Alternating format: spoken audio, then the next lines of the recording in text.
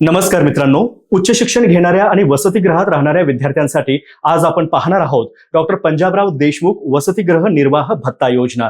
या योजनेचा मुख्य हेतू आर्थिकदृष्ट्या दुर्बल घटकातील विद्यार्थ्यांना त्यांच्या निवास, अन्न आणि देखभाल खर्चासाठी आर्थिक मदत देणं हा आहे।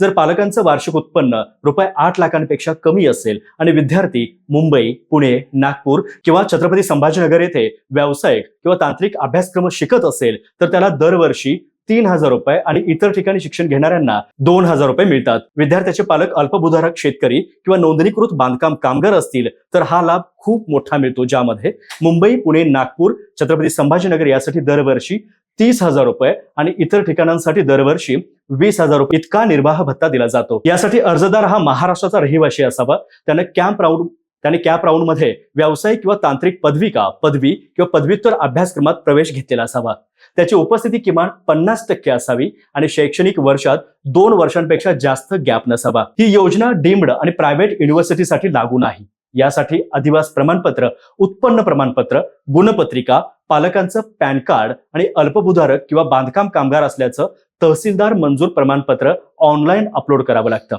याचा अर्ज mahadbt.maharashtra.gov.in या पोर्टलवर ऑनलाईन पद्धतीने करायचा आहे, ज्याचा निधी थेट विद्यार्थ्याच्या बँक खात्यात जमा होतो।